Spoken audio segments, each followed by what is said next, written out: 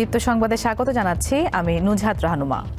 প্রয়াত পোপ ফ্রান্সিসকে শ্রদ্ধা জানাতে ভ্যাটিকান সিটির সেন্ট পিটার্স ব্যাসিলিকায় অবস্থান করছেন অন্তর্বর্তী সরকারের প্রধান উপদেষ্টা অধ্যাপক মোহাম্মদ ইউনুস। প্রধান উপদেষ্টার প্রেস উইং থেকে পাঠানো এক বিজ্ঞপ্তিতে এই তথ্য জানানো হয়েছে। পোপ ফ্রান্সিসের অন্ত্যেষ্টিক্রিয়া আজ। তার আগে শ্রদ্ধা নিবেদনের জন্য পোপ ফ্রান্সিসের মরদেহ সেন্ট পিটার্স ব্যাসিলিকায় রাষ্ট্রীয় মর্যাদায় রাখা হয়েছে। শনিবার স্থানীয় সময় সকালে শেষ কৃত্যানুষ্ঠানে অধ্যাপক ইউনুস অংশ নেবেন বলে জানা গেছে। এর আগে স্থানীয় সময় শুক্রবার দুপুরে রোমে পৌঁছালে ডক্টর ইউনুসকে স্বাগত জানান ইতালি ও ভ্যাটিকান সিটিতে নিযুক্ত বাংলাদেশের রাষ্ট্রদূত।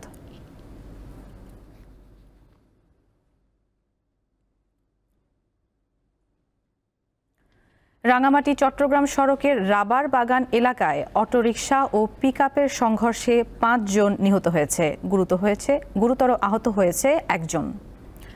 সকালে কাউখালী উপজেলার চেয়ারম্যান পাড়া এলাকায় এক দুর্ঘটনা ঘটে। পুলিশ জানায় ঘটনাস্থলেই ৩ জন মারা যায়। পরে আহতদের উদ্ধার করে হাসপাতালে নেওয়ার পর মারা যায় আরও ২ জন। তাৎক্ষণিকভাবে নিহতদের পরিচয় পাওয়া যায়নি।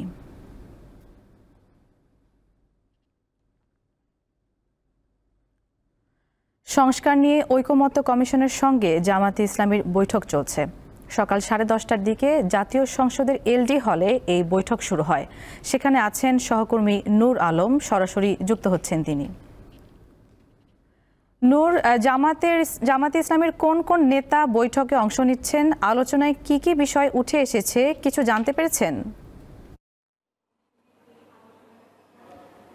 নুজহাত, আপনি জানেন যে বেলা 10:30 জামাতের 10 প্রতিনিধি দল, অর্থাৎ এই জামাতের যে কেন্দ্রীয় নায়েবে আমির রয়েছে সৈয়দ আবদুল্লাহ মোহাম্মদ তাহের, তার নেতৃত্বে 10 জন প্রতিনিধি দল কিন্তু জাতীয় সংসদ ভবনের যে এলডি হল রয়েছে সেই এলডি হলে জাতীয় ঐক্যমত্য কমিশনের যে সভা, প্রতিটি রাজনৈতিক দলের সাথে কিন্তু আমার পিছনে যে হলটি রয়েছে সেখানে কিন্তু এখনও কিন্তু বৈঠক চলছে। তবে বৈঠকে সূচনা লগ্নে জাতীয় ঐক্যমত্য কমিশনের যে সহসভাপতি রয়েছে আলী রিয়াজ, তিনি একটি বিষয় বলেছেন যে সকল রাজনৈতিক দলের সাথেই কিন্তু নিয়েই কিন্তু জাতীয় যে সনদ তারা কিন্তু সেই সনদে উপনীত হবে। তবে তারপরে কিন্তু আমরা দেখেছি যে জামাতের কেন্দ্রীয় যে নায়েবে আমির রয়েছে, অর্থাৎ যার নেতৃত্বে আজকে এই ঐক্যমত্য কমিশনের আজকে বৈঠক চলছে, জামাতের কেন্দ্রীয় নায়েবে আমির তিনি একটি বিষয় বলছেন যে জামাত এবং দেশের স্বাধীনতা এবং সার্বভৌমত্ব রক্ষার্থে কারো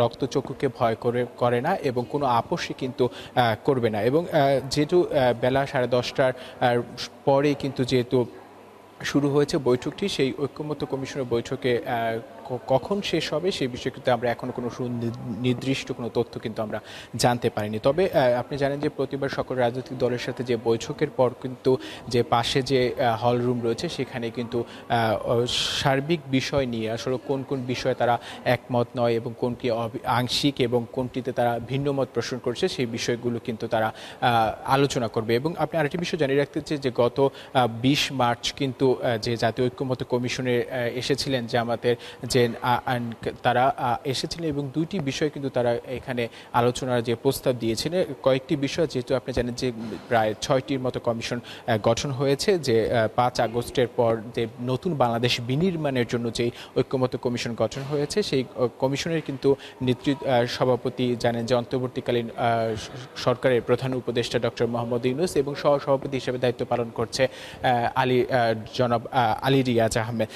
এই বিষয়ে তারা কিন্তু একটা বলছেন যে জাতীয় সংসদ ভবনে যে আপনি জানেন যে উচ্চ কক্ষ এবং তারা বলছে যে সংখ্যানুপাতিক যে নির্বাচন পদ্ধতি সেই পদ্ধতি নিয়ে কিন্তু তারা একটি প্রস্তাব দিয়েছে। তবে আমরা যে বিষয়টি জানতে পেরেছি এরই মধ্যে তারা বলছেন যে 47টি বিষয় কিন্তু ঐক্যমত্য কমিশনের সাথে জামাত একমত পোষণ করেছে এবং 36টি বিষয় কিন্তু তারা আংশিক মতামত দিয়েছে। তবে আমরা জানতে পারবো যেহেতু এখনও বৈঠক অনুষ্ঠিত চলছে, বৈঠকের পরেই কিন্তু আমরা আসলে জানতে পারবো যে বাংলাদেশ জামাতে ইসলামের পক্ষ থেকে আজকে তারা ঐক্যমত্য কমিশনে কোন কোন মতামত বা কোন বিষয় নিয়ে আলোচনা হয়েছে। নুসা, ধন্যবাদ আপনাকে।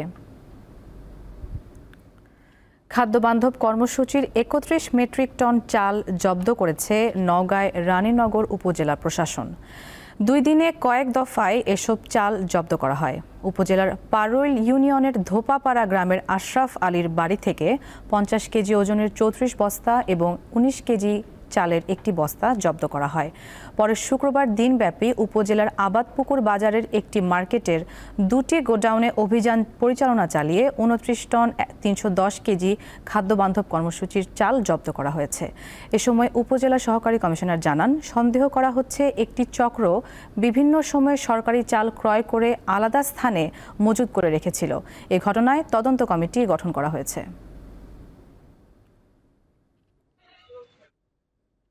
ব্রাহ্মণবাড়িয়ায় আখাউড়ায় 28 রাউন্ড গুলিসহ হেলাল ও পলাশ নামে 2 জনকে গ্রেপ্তার করেছে পুলিশ।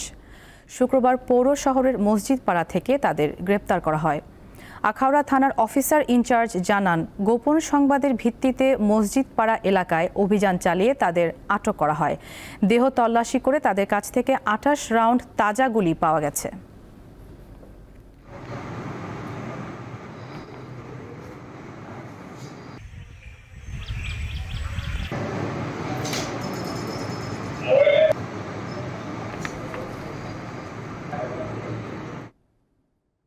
ডাকঘরের জায়গা দখল করে রেস্টুরেন্ট ও পার্ক গড়ে তোলার অভিযোগ উঠেছে জামালপুরের মেলান্দহে। জায়গা হারিয়ে ভাড়া করা ঘরে চলছে ডাকঘরের কার্যক্রম। জুলাই আগস্ট গণঅভ্যুত্থানে বিক্ষুব্ধ জনতা স্থাপনাটিতে আগুন দিলেও জায়গা ফিরে পায়নি ডাকঘর। এটি জামালপুরের মেলান্দহ উপজেলার রিভারভিউ রেস্টুরেন্ট অ্যান্ড পার্কের চিত্র। এর পাশে রয়েছে মসজিদ, ফুলকোচা উচ্চ বিদ্যালয়, ভূমি অফিস ও বাজার সহ বিভিন্ন গুরুত্বপূর্ণ স্থাপনা। বেসরকারি উদ্যোগে এই পার্ক গড়ে উঠলেও অভিযোগ আছে এই জায়গা ফুলকোচা ইউনিয়ন পরিষদ ডাকঘরের। বছর 3 আগে পার্কটি গড়ে তোলার পূর্বে এই জায়গায় ডাকঘরের কার্যক্রম চলত। জায়গা বেদখল হওয়ায় পাশের বাজারে একটি ঘর ভাড়া করে চলছে ডাকঘরের কার্যক্রম। আমরা আমাদের সাব অফিস আছে ওখানে বলছি, তারপরে হেড অফিসে যায় স্যারের সাথে, ডিপেন্ডি স্যারের সাথে কথা বলে আসছি। ডিপেন্ডি স্যার বলছে যে আচ্ছা ঠিক আছে টিএনরু স্যার, তারপরে এলাকার যে বাজারে নায়েব আছে ভূমি অফিসের ওনারে নিয়ে আমাদের এই জমিটা মাপবো, মাইপে তারপর আমরা ঘর মেরামতের প্রচেষ্টা আমরা চালাইতেছি, ঘর মেরামত করে দিব। পার্কে উঠতি বয়সী ছেলেমেয়েদের অবাধ যাতায়াত ও মাদক সেবনে ক্ষুব্ধ পাশের মসজিদে নামাজ আদায়কারী মুসল্লি এবং ফুলকোচা উচ্চ বিদ্যালয়ের শিক্ষার্থী ও অভিভাবকেরা। সন্ধ্যার পরে এখানে বসে থেকে গাঁজাও খায়, জমাও খেলে। আসলে এখানে এই ধরনের প্রতিষ্ঠান আমরা আশা করি না। মসজিদে নামাজ পড়ার ডিস্টার্ব হয়। এখানকার প্রতি বয়সের পোলাপান এখানে এসে অশ্লীল আচরণ করত। এলাকার সমাজের বিভিন্ন লোকজন এটা বাধা দিলে তাদের উপর আরও বিভিন্ন রকমের মামলা হুমকি দেওয়া হইতো, মিথ্যা মামলা দেওয়া হইতো। পাশাপাশি এই যে অবৈধ স্থাপনাটি, এটা এই কর্তৃপক্ষের নিকট দৃষ্টি আকর্ষণ করছি যাতে এটা এই অবৈধ স্থাপনাটি উচ্ছেদ করে দেওয়া হয়। এখানে অনেক ছেলেমেলে আসতো, নেশাবানি করতো, অনেক কিছু করতো। এটা প্রতিবাদ জানাইছে কয়েকজন, সেই কারণে আঙ্গরে 2-3 জনের নামে মামলা দেওয়া হয়েছে। মেলান্দহ উপজেলা নির্বাহী কর্মকর্তা জানিয়েছেন, পোস্ট অফিস কর্তৃপক্ষ যোগাযোগ করলে প্রয়োজনীয় আইনগত ব্যবস্থা নেওয়া হবে। পোস্ট অফিসের জায়গায় দখল করে ক্যাফেটেরিয়া করছে বলেও অভিযোগ রয়েছে। বর্তমানে সেখানে বিভিন্ন মাদকের আড্ডা চলে বলে অভিযোগ পাওয়া গিয়েছে। তো সংশ্লিষ্ট দপ্তর যদি আমাদের সাথে যোগাযোগ করে আমাদের যে আইনগত ব্যবস্থা আমরা সেভাবে গ্রহণ করব। তিনি জানান, জনকল্যাণে যে কোনো অবৈধ স্থাপনা উচ্ছেদ করবে প্রশাসন। দীপ্ত বার্তা কক্ষ। আন্তর্জাতিক প্রসঙ্গ। ভারত পাকিস্তান চলমান উত্তেজনা প্রশমনে মধ্যস্থতার প্রস্তাব দিয়েছে ইরান। শুক্রবার সামাজিক মাধ্যম এক্সে মধ্যস্থতার এই প্রস্তাব দেন ইরানের পররাষ্ট্রমন্ত্রী সৈয়দ আব্বাস আরাকচি। বলেন, ইসলামাবাদ ও নয়াদিল্লিতে থাকা ইরানি দূতাবাসের মাধ্যমে 2 দেশের মধ্যে বোঝাপড়া করতে আগ্রহী তেহরান। এদিকে পাল্টাপাল্টি ভিসা বাতিলের সিদ্ধান্তের পর ভারত ও পাকিস্তানের নাগরিকেরা নিজ নিজ দেশে ফিরতে শুরু করেছেন। 2 দেশেই 48 ঘন্টার মধ্যে প্রতিবেশী দেশের নাগরিকদের ফিরে যাওয়ার নির্দেশ দিয়েছিল। কাশ্মীরের ঘটনা 2 দেশের মধ্যে সর্বাত্মক যুদ্ধে রূপ নিতে পারে বলে আশঙ্কা প্রকাশ করেছেন পাকিস্তানের প্রতিরক্ষামন্ত্রী খাজা আসিফ।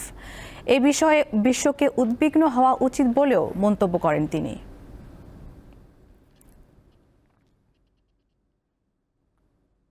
আগামী 3 থেকে 4 সপ্তাহের মধ্যে চীনের সঙ্গে শুল্ক চুক্তি সম্পন্ন হবে বলে জানিয়েছেন মার্কিন প্রেসিডেন্ট ডোনাল্ড ট্রাম্প।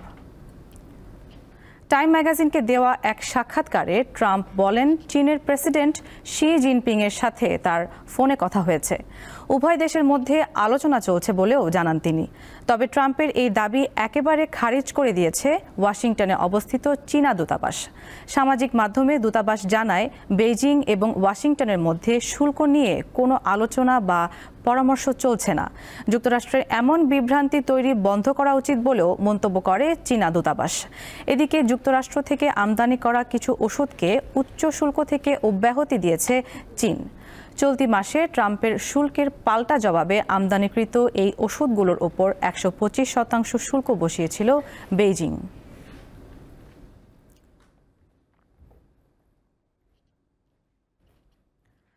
তামিম ইকবালের সুপারিশে ডিপিএল-এর এক ম্যাচে তাওহিদ হৃদয়ের শাস্তি 1 বছর পেছালো বিসিবি। গতকাল ক্রিকেটারদের সাথে বৈঠক শেষে এমন সিদ্ধান্ত নেওয়া হয়। ডিপিএল-এর শাস্তি ও বিপিএল-এ ফিক্সিংয়ের অভিযোগ বিষয়ে বোর্ডের সিদ্ধান্তকে হাস্যকর বলেছেন বাংলাদেশ দলের সাবেক অধিনায়ক তামিম। ডিপিএলে মোহামেডান স্পোর্টিং ক্লাবের ভারপ্রাপ্ত অধিনায়ক তাওহিদ হৃদয়ের উপর নিষেধাজ্ঞা এবং শাহিনপুকুর ক্রিকেট ক্লাবের 2 খেলোয়াড়ের ম্যাচ ফিক্সিংয়ের অভিযোগের বিষয়ে শুক্রবার জরুরি বৈঠক ডাকেন মোহামেডানের অধিনায়ক তামিম ইকবাল। তাতে উপস্থিত ছিলেন বিসিবির সভাপতি ফারুক আহমেদ। ঘটনা 12 এপ্রিলের। সেদিন মোহামেডান ফিল্ডারদের আবেদনে প্রতিপক্ষ ঢাকা আবাহনী ব্যাটারকে আউট দেননি আম্পায়ার শরফুদ্দুল্লাহ সৈকত ও তানমির আহমেদ। তখন আম্পায়ারদের সঙ্গে তর্কে জড়ান হৃদয়। এতে তাকে 4 ডিমেরিট পয়েন্ট সহ 40,000 টাকা জরিমানা করা হয়। পরে আম্পায়ারদের নিয়ে মন্তব্য করায় 1 ম্যাচ নিষেধাজ্ঞা দেওয়া হয় হৃদয়কে। পরে আরও 1 ম্যাচে নিষেধাজ্ঞা দেওয়া হয়, যা নিয়ে প্রশ্ন তুলেছেন তামিম ইকবাল। তার সাথে একটা মাঠে ইনসিডেন্ট হয়, ওকে 2টা ম্যাচের জন্য সাসপেন্ড করে। যখন 2টা ম্যাচের জন্য তাকে যখন সাসপেন্ড করে, তখন কিন্তু কোনো প্লেয়ার বা কেউ এটা নিয়ে কোনো কথা বলেন নাই। আর কিছুদিন পর দেখলাম যে 2 ম্যাচ থেকে 1 ম্যাচ করা হলো, এটা বিসিবির করেছে। তখনও আমরা কোনো ধরনের কোনো কথা বলি নাই। তখন তৌহিদ হৃদয় 1টা ম্যাচ সাসপেন্ড ছিল, না খেলে তারপরে সে 2টা ম্যাচ খেললো। সো বেসিকলি ওর যে পানিশমেন্টটা ছিল সে কিন্তু অলরেডি সার্ভ করে নিয়েছে। এখন 2টা ম্যাচ খেলার পর কালকে শুনলাম যে তাকে আবার সাসপেন্ড করছে। এটা কোন রুলে, কোন দিকে, কিভাবে করছে, এটা আমার কাছে জানা নাই। সো এই জিনিস নিয়ে আমরা খুব ওয়ারিড ছিলাম। এটা actually it was very funny. এটা কোনোভাবে সাসপেন্ড হতে পারে না। 9 এপ্রিল গুলশান ক্রিকেট ক্লাবের বিপক্ষে শাহিনপুকুর ক্রিকেট ক্লাবের 2 খেলোয়াড়ের বিরুদ্ধে ফিক্সিংয়ের অভিযোগ ওঠে। বিসিবি তা তদন্ত করছে। এটি নিয়েও প্রশ্ন তোলেন তামিম। কাউকে এটার কোনো অধিকার নাই আপনি ওই 2টা ছেলেকে নিয়ে যায় মিডিয়ার সামনে তাকে দিয়ে অ্যাক্টিং করাবেন। এটা ওয়ার্ল্ডে কোনো অ্যান্টি কারাপশন বা কোনো জায়গায় এই নিয়ম নাই। আপনি ওই 2টা ছেলেকে বেজ্জত করবেন মিডিয়ার সামনে, সেম জিনিসটা অ্যাক্টিং করায়।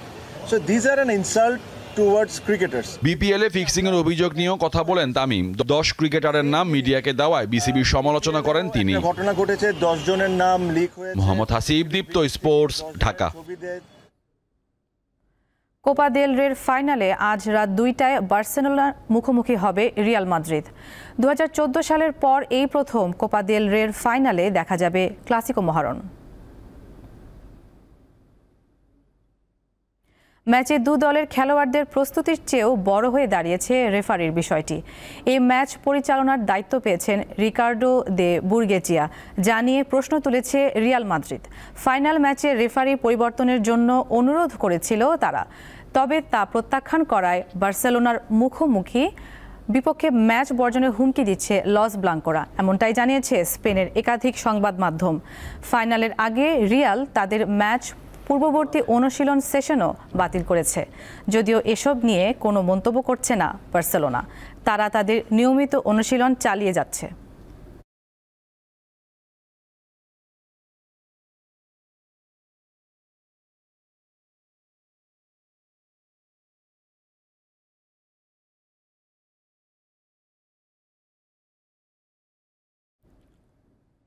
এই ছিল এখনকার মতো। পরবর্তী সংবাদ বেলা 2টায় দেখার আমন্ত্রণ। এছাড়া তথ্য ও বিনোদনের অন্যান্য খবর পেতে যুক্ত থাকুন দীপ্ত ডিজিটাল প্ল্যাটফর্মগুলোতে। সবাইকে ধন্যবাদ।